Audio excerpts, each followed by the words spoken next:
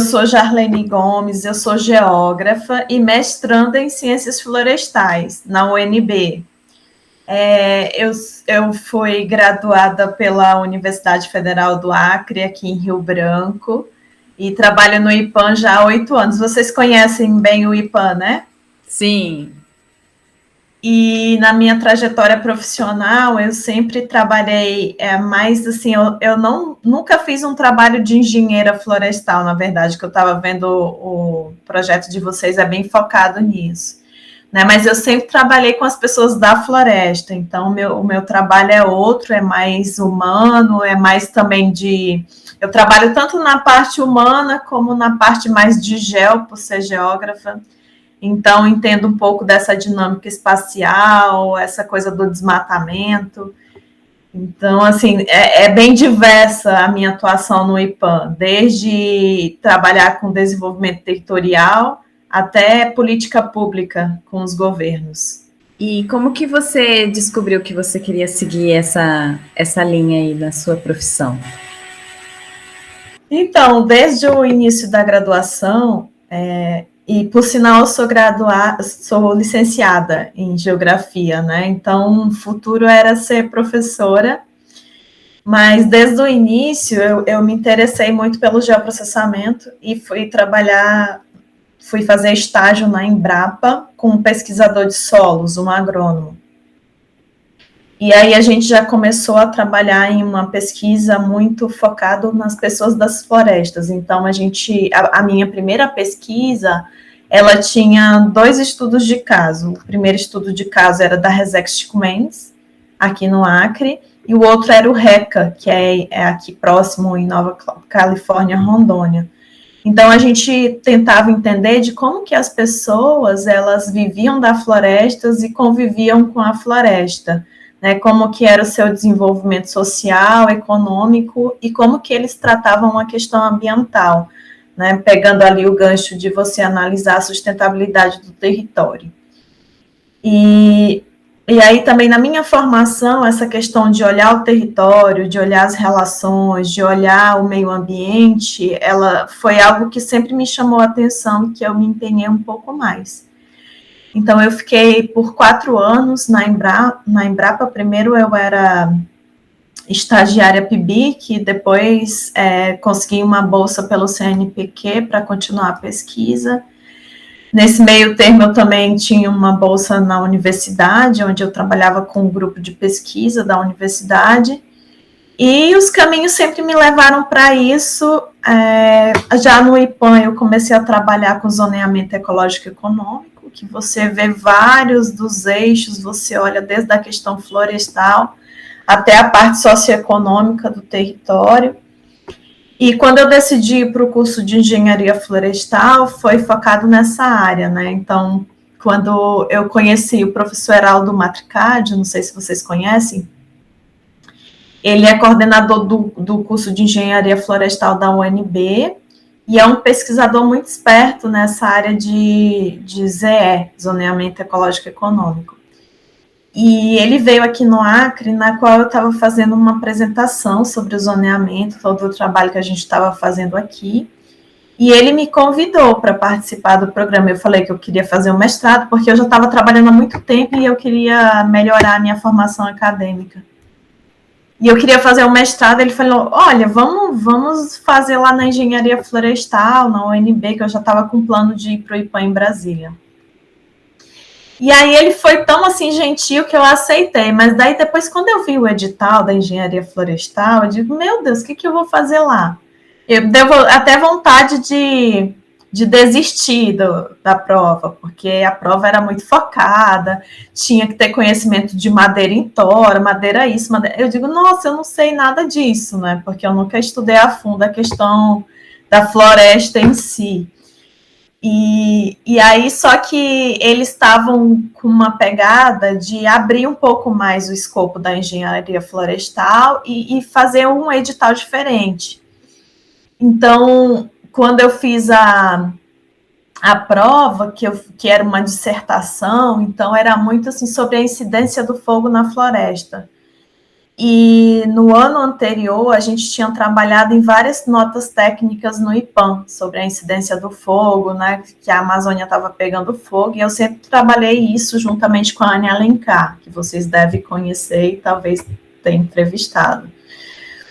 Então, assim, eu fiz uma dissertação, né, e tirei uma nota muito boa. O meu projeto também com zoneamento tocava nessa parte de como que você ordena o território para o melhor uso da floresta.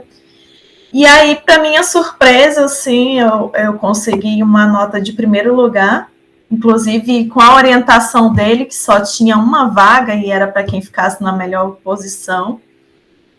E tô aí, mas assim, com muito desafio, né? Porque quando você entra em algumas disciplinas mais focadas, você fica um pouco assim perdido. Então eu busquei selecionar as disciplinas que tinha mais a ver com o que eu faço e tá dando super certo. Sempre que eu converso lá no curso, as pessoas ficam interessadas porque a tese é diferente, né? A tese é mais ampla, tem um escopo um pouco maior para além da questão mais física da floresta. Que legal. Você começou, então, quando o seu mestrado? Eu comecei no ano da pandemia, 2019, né? 2020, porque eu entrei para a turma de 2019, aí a gente iniciou a aula presencial foi uma semana. Aí Brasília já fechou tudo, parou as aulas. Eu já estava morando lá, né? E aí eu voltei para cá. E fiz praticamente todo um mestrado online, agora estou só escrevendo. E nessa sua trajetória, você em algum momento teve experiência que parecia que o gênero estava sendo relevante na situação? Como assim? Em algum trabalho que você realizou, que você percebeu que o fato de você ser mulher fez alguma diferença para positivo ou para negativo? Ou alguma situação que você vivenciou enquanto estudante? Teve alguma coisa assim? Ser mulher já é um desafio, né? Porque desde que eu entrei na graduação eu tinha um filho pequeno. Então, você conciliar os estudos, trabalho, mais filho, marido e casa já é um desafio por si só. E uma coisa marcante, assim, na minha trajetória é que quando eu era estudante e fui para a Embrapa, eu sentia muito forte o machismo. E às vezes os homens, eles te olham mais como um rostinho bonito, né? Então, você tem que lutar para você se colocar enquanto profissional, enquanto uma pessoa que está ali contribuindo, uma pessoa que está se formando. Então, quando eu era mais nova, era um pouco mais difícil. Eu lembro que eu até brincava que eu queria andar tipo um machinho, assim, escondendo a minha feminina, o meu feminino, assim, para não chamar tanta atenção. E hoje não. Hoje eu já me coloco. Inclusive, o meu feminino é super importante na minha profissão, na minha posição, porque eu me sinto um pouco mais fortalecida.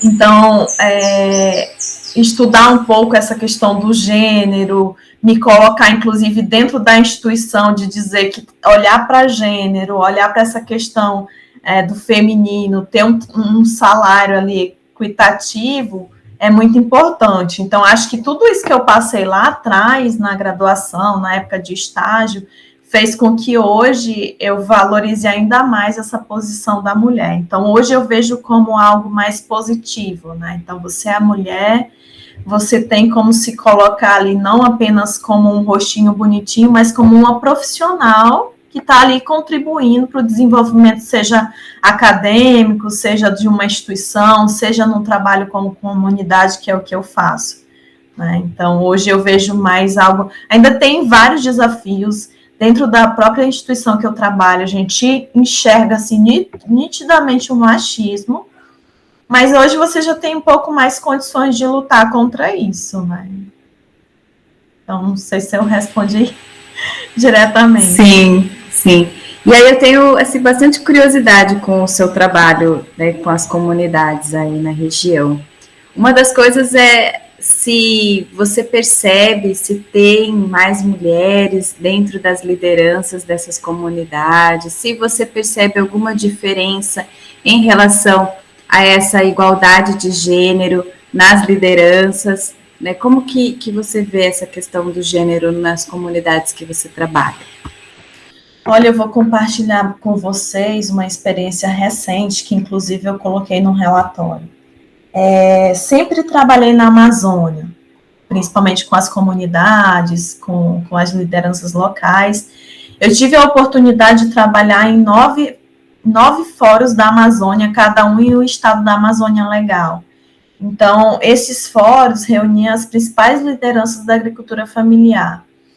E grande maioria, em alguns estados na Amazônia, por exemplo, Acre, próprio Amazonas, Rondônia, Belém, a maioria era mulher. E as mulheres com vozes, com espaço de fala, com vozes ativas, com decisão, inclusive enfrentando homens e os machismos deles.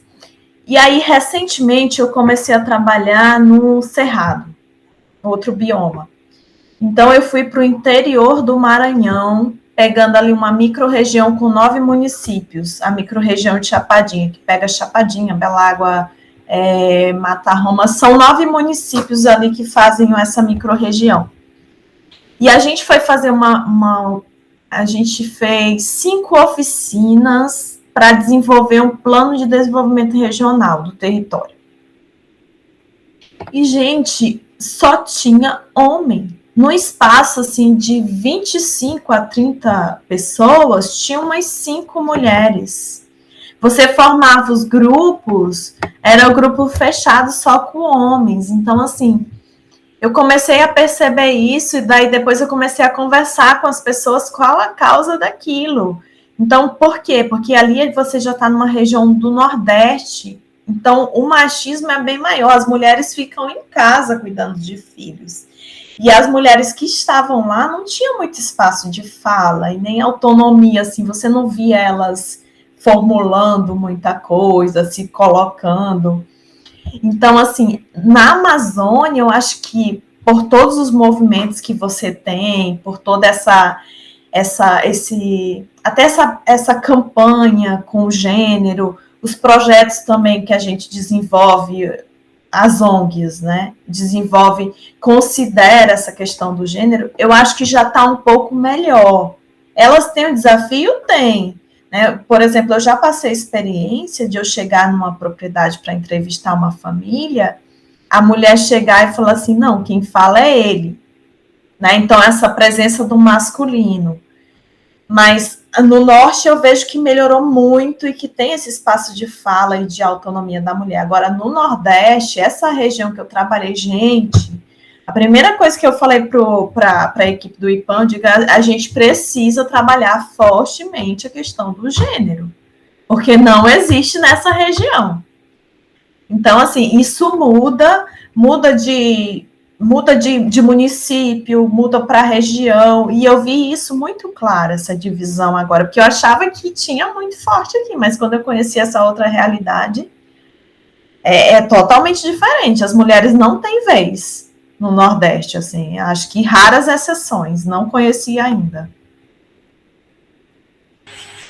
Gerlene, conta então um pouco assim para o pessoal, né, que talvez esteja assistindo e não tenha tanta experiência na sua área, a falta de voz nessa situação, né, por ser mulher, e assim, por ser mulher, mas por ser qualquer outro gênero que não seja o homem, né? O que isso vai refletir nas oportunidades dessas pessoas?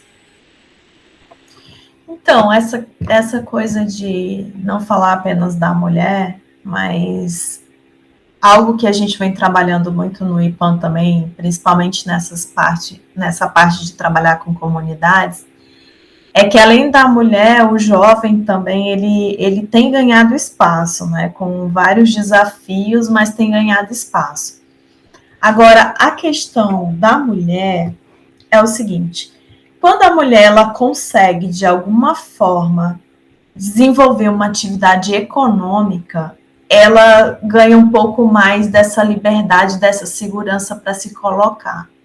E também para aproveitar as oportunidades. Então, quando você vê uma mulher no espaço de fala, realmente se colocando, se você olhar o histórico dessa mulher, de onde ela vem, o que ela faz hoje, ela tem alguma atividade econômica que ela desenvolve.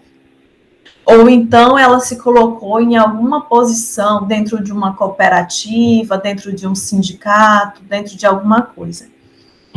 E aí, uma experiência também que eu tenho é que eu trabalho muito com agricultura familiar. Então, eu fiz uma especialização em agricultura familiar. Nessa especialização, eu entrevistei produtores e feirantes da agricultura familiar.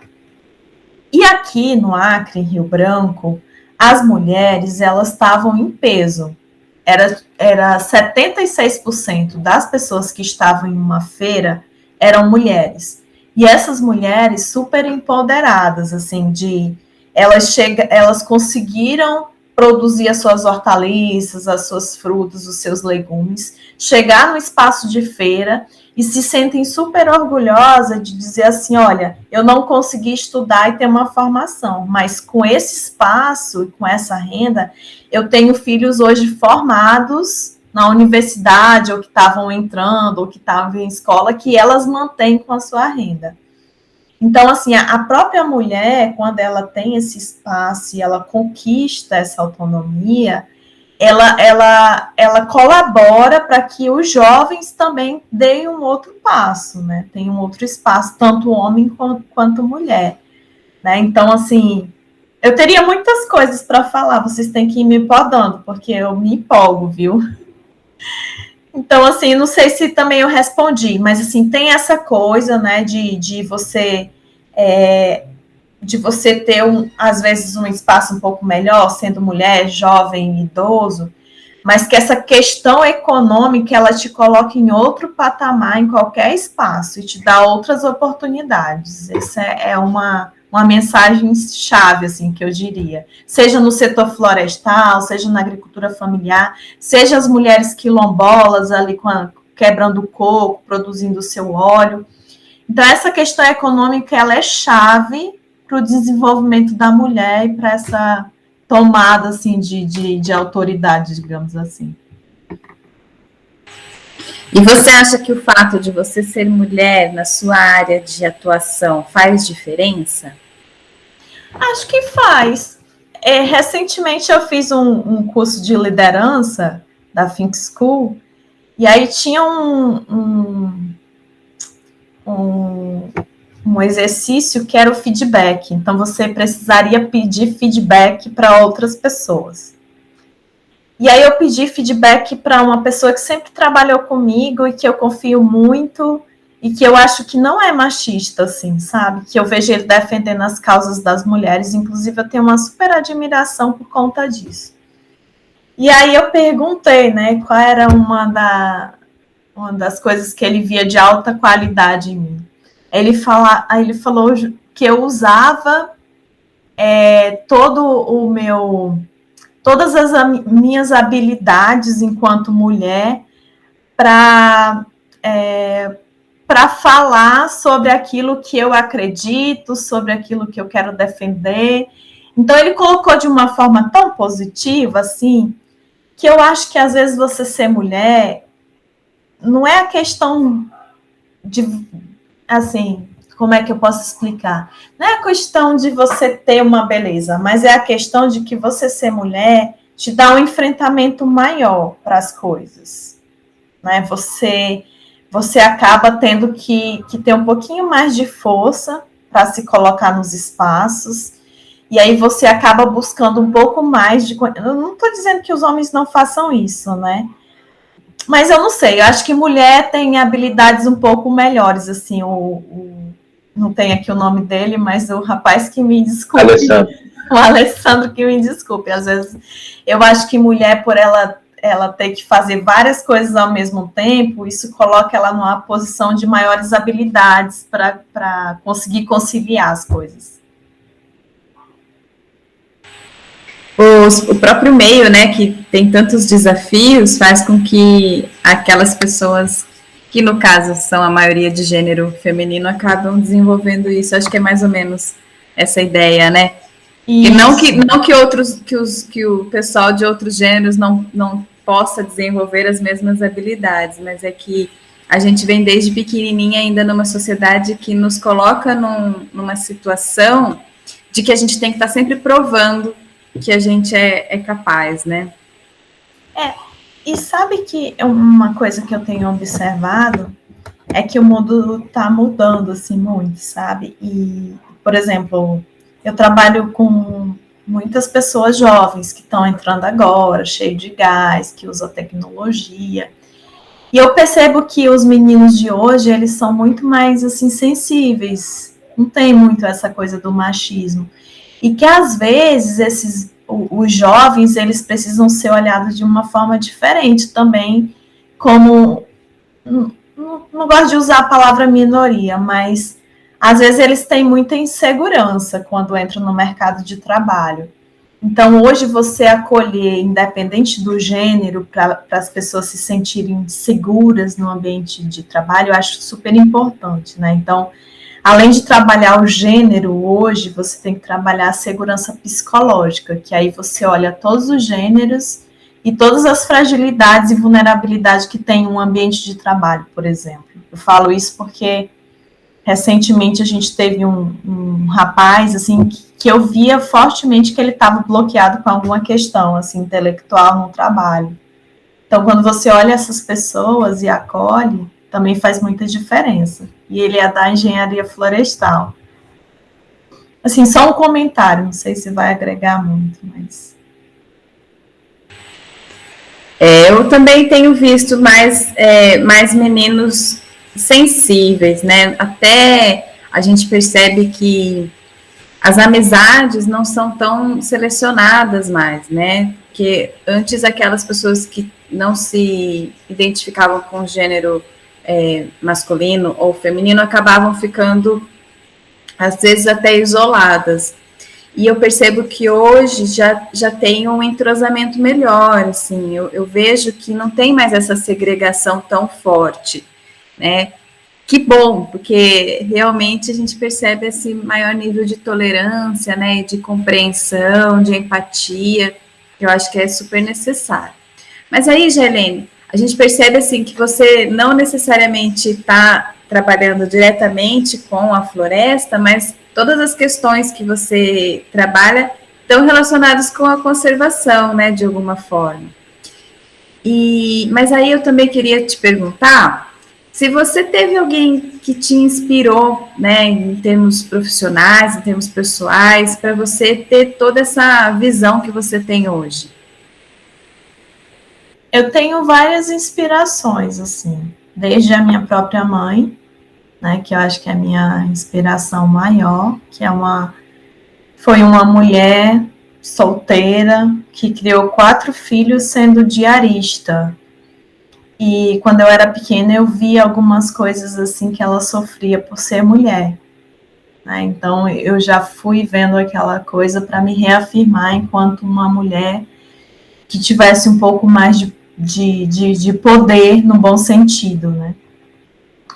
E aí, profissionalmente, eu sempre, primeiramente, eu vi as minhas professoras, tem uma professora chamada Lucilene, que eu achava muito bonito a forma como ela falava, como ela se expressava, como ela se colocava enquanto mulher e profissional, assim, eu acho que essa coisa de você expor mais o seu profissional enquanto mulher, isso para mim é algo, assim, crucial na vida. E aí eu fui trabalhar com um pesquisador homem, que ele, de certa forma, era um tanto machista, eu percebia isso. E isso foi fazendo com que eu tivesse um pouco de reação a ele, mas também me posicionasse um pouco mais. E aí, quando eu vim para o IPAM, eu fui trabalhar diretamente com a Anne Alencar. A Anne Alencar é geógrafa como eu e trabalha muito com a questão florestal, principalmente dos incêndios florestais. Então, eu via como que ela tinha uma multidisciplinaridade de trabalhar, né, desde olhar a questão ali do geoprocessamento, de identificar quais os impactos do fogo na floresta, até de olhar as populações, principalmente as populações indígenas. Então, assim, talvez ela nem saiba, mas a Anne é uma grande inspiração para mim. Li muito também a Berta Becker, que foi uma geógrafa que assim, deu uma contribuição enorme para essa questão do ordenamento territorial, de olhar o território para além dos recursos naturais, mas de toda a relação das pessoas com todos esses recursos, né? E, assim, tudo que eu trabalho está intimamente ligado com a conservação da floresta e dos recursos naturais, né? Então, essa é uma das premissas, é um dos valores que está impregnado no meu trabalho, né? Como que você vive e convive em harmonia com essa floresta. Né? E eu moro na floresta, sou de família indígena, meus parentes são todos indígenas, a minha mãe era indígena. Então, assim, eu tenho uma relação totalmente íntima e próxima com a floresta, né? Só não sou engenheira de fato. E você se sente realizada em termos profissionais? Eu me sinto bem realizada, porque eu fico feliz com tudo que eu já conquistei até aqui, mas eu quero um pouquinho mais, assim, sabe, de você conquistar ainda outros espaços de fala e de contribuir diretamente com a população, porque todo mundo tem um propósito, né? O meu propósito é assim, tudo bem, eu vou encerrar um pouco o ciclo aqui, me capacitar um pouco mais, que é buscando agora o mestrado, se Deus quiser o doutorado, e voltar com uma contribuição um pouco maior para a minha terra, para a minha comunidade, enfim.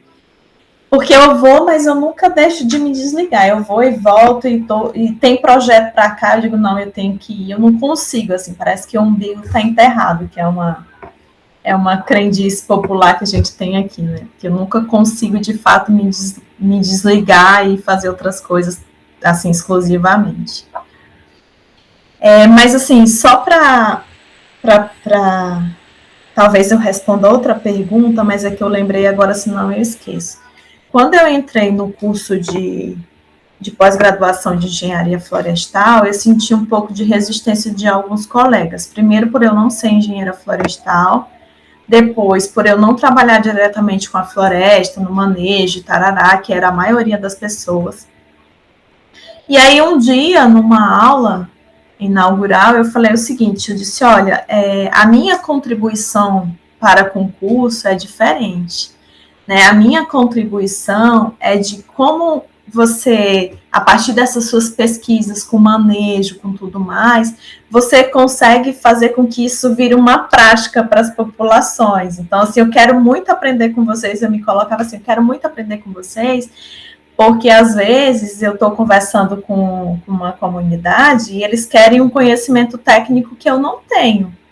Né? Então, se eu consigo fazer essa ponte, porque o que eu gosto de trabalhar é isso, o IPAN desenvolve muita pesquisa boa, pesquisa que às vezes fica na caixinha, né? Então, vamos pegar essa pesquisa e vamos levar lá para a ponta, para implementar, para contribuir lá para a população, como que elas têm alternativa ao fogo. Porque não adianta eu chegar lá e dizer assim, olha, galera, vocês não podem tacar fogo no lixo, vocês não podem tacar fogo para fazer um roçado, se eu não vou dar alternativa para eles. Né? Então, você tem que chegar com a solução.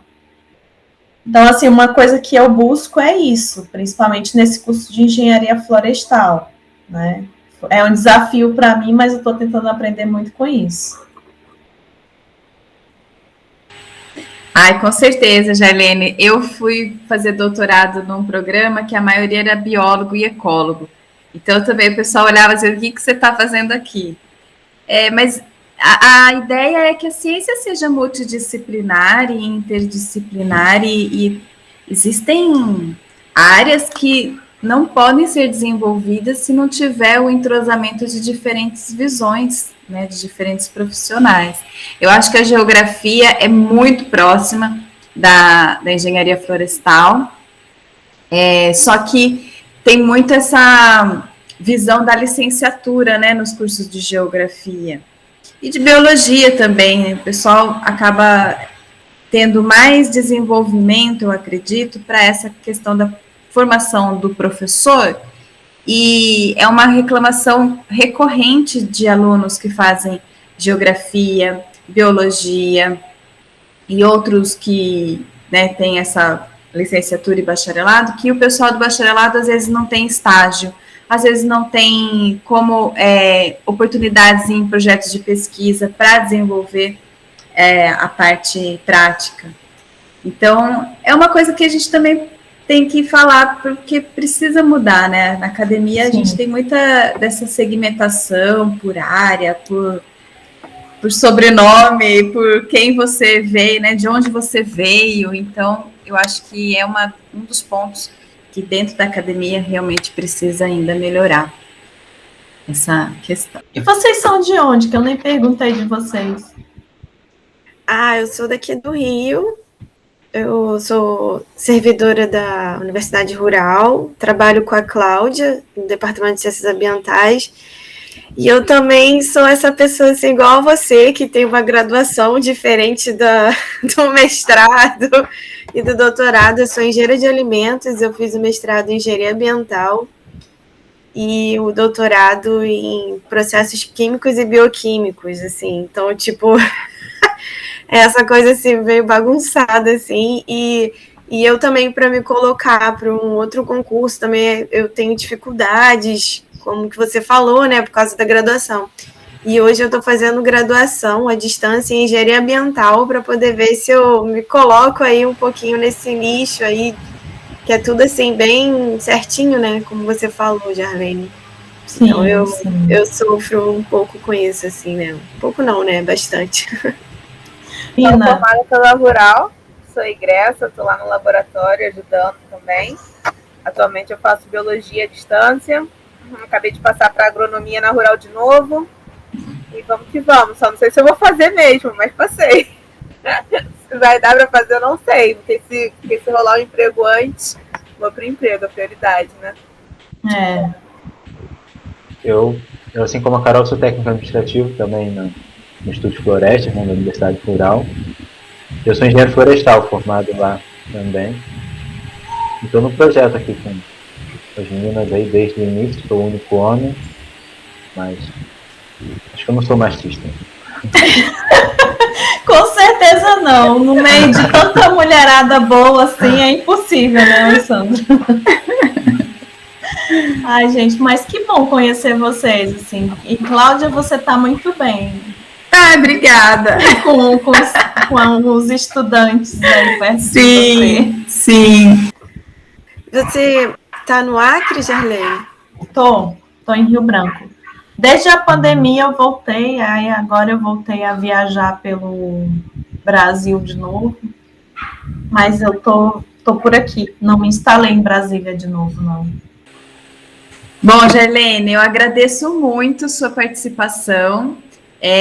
Realmente o seu trabalho ele é assim, muito apaixonante, porque é uma coisa que precisa ter sensibilidade para trabalhar, e com certeza você não é uma engenheira de formação, mas é uma engenheira de coração.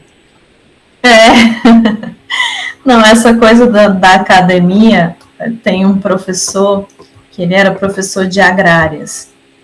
E aí ele falava que a gente não poderia dizer que a gente era geógrafo, porque a gente era licenciado, né, em geografia. E ele tinha resistência, ele foi meu orientador em uma das bolsas, ele tinha resistência. Jarlene, mas você não tem que estar na Embrapa, porque você tem que fazer estágio na docência, você tem um alto potencial e não sei o que, tem que fazer mestrado em geografia.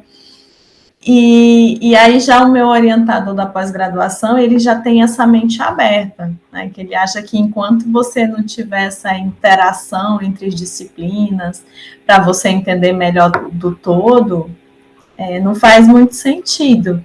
né? Então, assim, uma outra coisa que eu ouvi bastante é como que você fez geografia e vai fazer mestrado em engenharia florestal, isso não te gabarita para, por exemplo, ser professora universitária, que eu acho que, inclusive, realmente isso é uma barreira, porque eu tenho vontade de em algum momento, ser professora universitária, e no ato da seleção, isso realmente dá uma complicada, né? Então, é um passo que a gente deve vencer, né? Que eu acho que, assim, o que vale são as competências que a pessoa tem, não se ela é seguir uma carreira unicamente na geografia, unicamente na biologia, eu acho que isso daí é a maior viagem, né? Então, é algo que a gente precisa lutar ainda para conquistar. E aí, fiquem à vontade, se vocês quiserem saber mais coisas, ou estou à disposição. Para mim, eu quero pedir para você deixar uma mensagem para o pessoal que está começando a faculdade agora. O que você falaria para esse pessoal? Eu falaria assim que para você ter sucesso em qualquer carreira profissional, você tem que ter um propósito, né? O que você quer? E colocar muito amor no seu trabalho, no seu propósito, colocar muita sensibilidade, porque às vezes você é um super profissional, tem um conhecimento técnico, científico incrível, mas se você não tem amor e não quer, assim, por exemplo, repassar aquilo adiante, eu acho que fica um pouco vago, fica vazio, né? Então, sempre buscar isso, né? Eu busco conhecimento porque eu quero compartilhar esse conhecimento, e com muito amor, muita intuição, né? Que uma das coisas que eu recebi do feedback é essa coisa intuitiva.